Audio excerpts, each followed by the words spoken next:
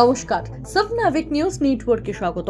রাজনীতির ময়দানে টিকে থাকতে দল পাল্টে ফের বিজেপিতে যোগদান করলেও এবার আর শিল্পাঞ্চলের কুর্সি ধরে রাখতে পারেননি ব্যারাকপুরের ত্রাস অর্জুন সিং। প্রায় 65,000 ভোটে সাংসদ পদ ছিনিয়ে নিয়ে মসনদে এখন পার্থ ভৌমিক। তবে পথ খোয়ালেও এখনো দম্ভ কমেনি অর্জুনের। লোকসভা নির্বাচনের পর থেকে রাজ্য জুড়ে ঘটে চলা একের পর এক ঘটনার পরিপ্রেক্ষিতে কখনো মুখ্যমন্ত্রী আবার কখনো তৃণমূলের হেভিওয়েট নেতাদের কটাক্ষ করতে দেখা গিয়েছে অর্জুন সিংকে। এবার অর্জুনের নজরে বাংলার দাদা ক্রিকেটার সৌরভ গাঙ্গুলি কি বললেন শুনবো। হঠাৎ দেখলাম 1 টাকাতে উনি টাকা ফিল্ম সিটি উনি দিয়ে দিলেন। যে ফিল্ম সিটি জমি 350 একর জমি রোজ ভ্যালি যেখানে জব্দ করা হয়েছে, যে জমি বিক্রি হয়নি এখনো, যে জমি বিক্রি করে সেই আমানতকারীদের টাকা ফেরত দেওয়ার কথা প্রধানমন্ত্রী বলেছিলেন, যার কোনো রাইট নেই। মমতা কোর্টে মামলা চলে গেছে, আমানতকারীদের একটা অংশ গিয়ে কোর্টে মামলা করেছে। সে 1 টাকাতে উনি জমি দিয়ে দিলেন কাকে? সৌরভ গাঙ্গুলিকে উনি জমি দিয়ে দিয়েছেন। সৌরভ গাঙ্গুলিকে অনেক জমি দিয়েছেন।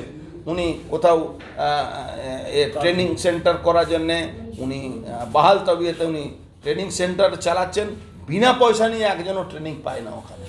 উনি যদি বিনা পয়সা দিয়ে রাজ্য সরকারের জমি নিয়ে বিনা পয়সা দিয়ে উনি কারোকে ট্রেনিং,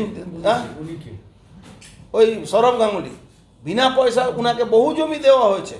আমি তাকে অপমান করছি না, কিন্তু যার যে কথা, যে এগ্রিমেন্ট আপনি যদি পড়বেন, উনাকে যদি ট্রেনিং করার জন্যে, ক্রিকেট ট্রেনিং করার জন্য বাচ্চাদেরকে উনি যদি নিয়েছেন, সেখানে কি কোটা বাচ্চাকে বিনা পয়সা ট্রেনিং দেওয়া হয়?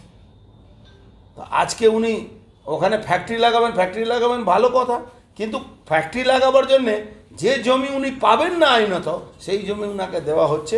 তার মানে যদি কোনো লোক কেউ বাধা দেয়, তখন বলবে এই তো দেখো আমরা তো দিতে চেয়েছিলাম। সৌরভ গাঙ্গুলি ওখানে ফ্যাক্টরি লাগাতো, ওকে ফ্যাক্টরি লাগাতে দেওয়া হচ্ছে না। প্রাক্তন সাংসদ আরও বলেন, শিল্পের জমিতে শিল্প হবার প্রতিশ্রুতি দিয়ে 2011 সালে ক্ষমতায় এসেছিলেন মমতা বন্দ্যোপাধ্যায়, কিন্তু তৃণমূল ক্ষমতায় আসার পর কাঁচরাপাড়া থেকে ডানলপ পর্যন্ত বন্ধ থাকা একটি কারখানাও খোলেনি।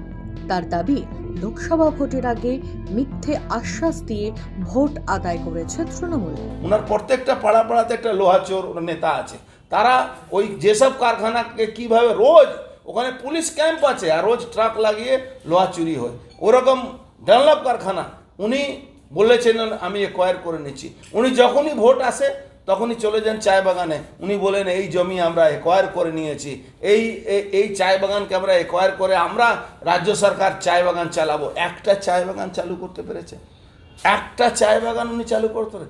এই বীজপুর থেকে ডানলপ অবধি প্রায় 70টা কারখানা বন্ধ হয়ে গেছে। উনি কি করলেন?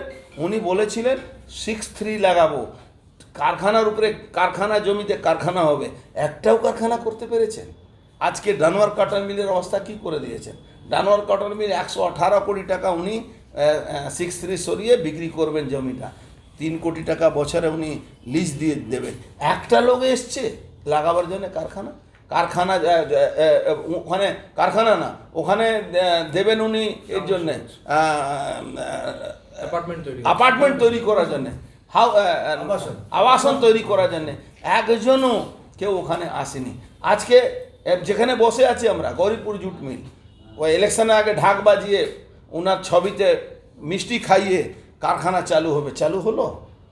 যে জিনিসটা আইনত যেভাবে চালু করা উচিত সেটা না করে ও শুধু সস্তা রাজনীতি করে উনি এই রাজনীতিটা করছেন। আমরা ধিক্কার জানাই বাংলার মুখ্যমন্ত্রী, যিনি পশ্চিমবাংলা সরকার, রাজ্য সরকার, তিনি মানুষকে শুধু ভৌতা দিচ্ছে।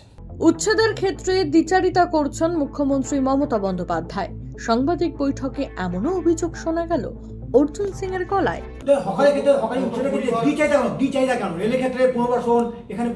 বললাম তো, মমতা ব্যানার্জি দ্বিচারিতা সবসময় করে। মমতা ব্যানার্জি যেখানে ফায়দা সেখান ছাড়া কিছু জানেন না। উনি নিজের ভোট ব্যাংক ছাড়া কিছু বুঝেন না। ভোট ব্যাংকের জন্য উনি লাত্তি খেতেও রাজি আছেন। যে গরু দুধ দেয় সে তার লাত্তি খাওয়ার জন্য উনি প্রস্তুত আছেন, এটা উনি নিজেই বলেছেন। সুফল মজুমদার, সাবনাভিক নিউজ, নৈহাটি। সমস্ত খবরের আপডেট পেতে লাইক করে সাবস্ক্রাইব করুন সাবনাভিক নিউজ। সেই সঙ্গে বেল বাটন প্রেস করতে ভুলবেন না। আপনাদের একটা সাবস্ক্রিপশন আমাদের জন্য অত্যন্ত মূল্যবান। জয় হিন্দ।